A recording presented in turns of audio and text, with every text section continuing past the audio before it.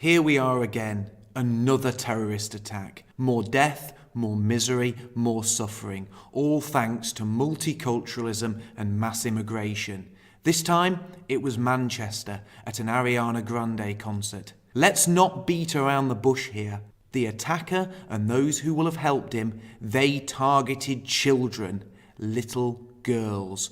We know the demographic of those who will have been at this concert. It will have been predominantly teenage girls and children with their parents. This wasn't an attack on government buildings or a place of historical or cultural significance. The intended targets weren't politicians or soldiers. They were children, teens and little girls. And we have 22 dead and over 50 injured. And this is less than 2 months after we saw the horrific attack in London, where a Muslim man in a car ploughed through pedestrians on a bridge and stabbed a police officer to death. These attacks are now becoming commonplace all over Europe. And the more the Muslim population grows, the more these attacks will increase in number and the more the body count will rise. And what's more, there's no rules of engagement, no decency, and nothing is off limits.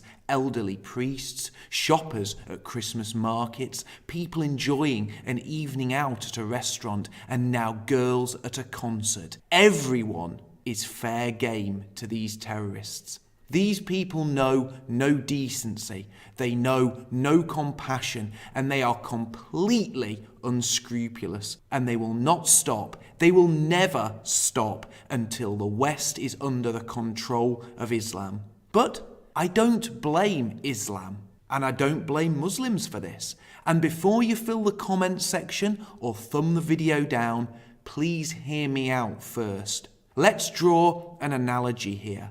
Let's think of a farm and the livestock therein and those who are charged with ensuring the safety of that livestock. Imagine if a farm boy was to leave the barn door open and this allowed a wolf to get in and slaughter the livestock. Who would be to blame for the loss? Only a fool would blame the wolf.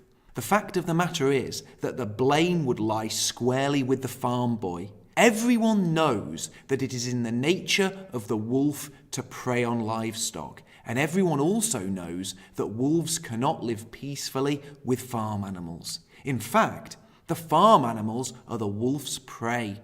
It would be a waste of energy getting angry with the wolf, and the only proper course of action would be to remove the farm boy from his duties and reprimand him. But let's take this analogy a step further. Imagine if the farm boy hadn't just left the barn door open out of negligence, but had left it open out of design, and that he had actually done everything in his power to tempt the wolf into entering the barn. This would surely be an even more serious offence on the part of the farm boy, for he had not just neglected his duty of care to the livestock he was employed to tend and protect, but he actively conspired to bring about their end.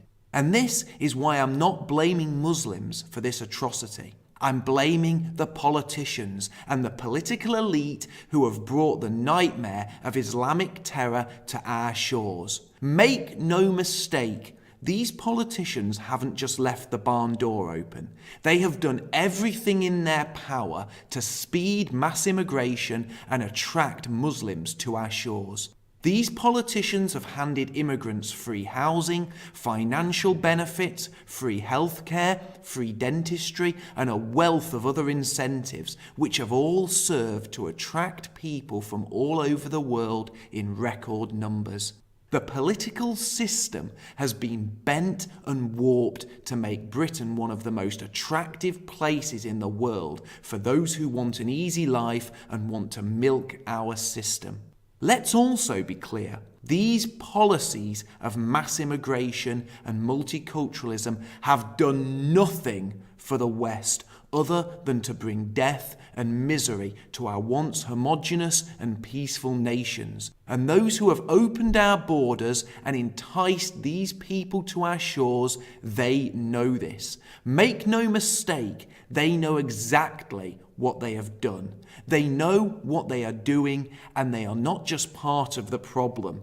They are the root cause of it. You see, this world is big enough for all of us. Yes, including Muslims. Every race, every culture, every ethnicity, and every religion has its place on this planet. But the thing is, that place isn't in Europe. Europe is our land, the place of our ancestors, the place of our civilization, culture, and the place where our traditions and heritage should be celebrated and allowed to flourish.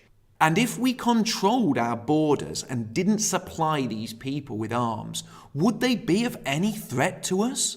Would a group of goat herders from Afghanistan with old Soviet rocket launchers pose a legitimate threat to concert goers in Manchester? Would insurgents in Iraq, armed with battle-worn AK-47s, present a meaningful danger to tourists and shoppers in London? Of course they wouldn't. They only pose a threat when our politicians let them into our nations and let them live amongst us. We don't need to invade their countries. We don't need to bomb them. We don't need to create endless streams of refugees. And we don't need to accept refugees into our nations. Let the Middle East sort itself out. Let it solve its own problems. But no, our politicians partake in foreign wars that only result in a huge cost to the taxpayer, the loss of British troops, and ultimately a massive death toll and displacement of people in the Middle East. And those who then journey to the West do not look at us as saviours, but as the ones who invaded their country and butchered their families and countrymen. But this is all part of the politicians' plan.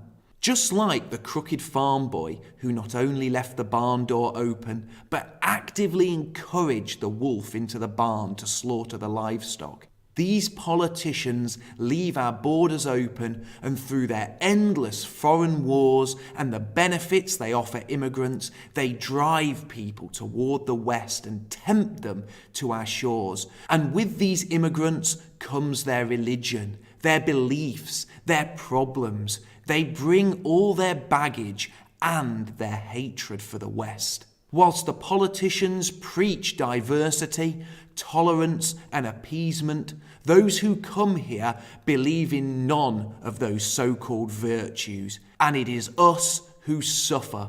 Whilst the politicians are protected by armed police, we are naked and exposed.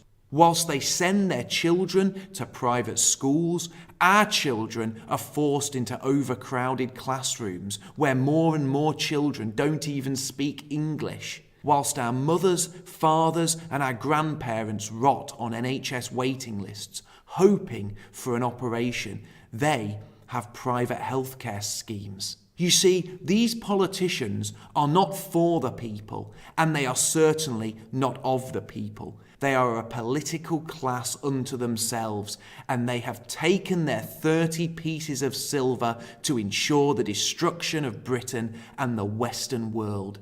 And the atrocity in Manchester is just another way the public pay for the failed policies that these politicians are so desperate to defend and push upon us. In the coming days and weeks, we will see their warped and facile response to this terrorism. And once we have moved past the multi-faith ceremonies, once we have all taken down our special Facebook pictures, and once the candlelit vigils have ended, the message from the crooked politicians and the establishment will be clear.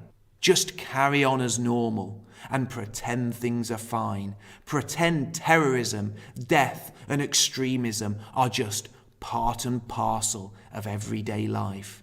And ultimately, the politicians' response to the failure of multiculturalism and mass immigration will be more multiculturalism and more mass immigration. Now remember our earlier analogy of the wolf entering the barn.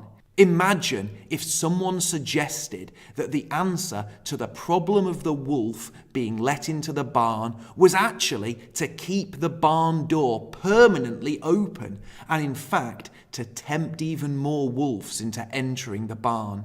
That person would be declared insane and ridiculed. But that is exactly what our traitor politicians are doing.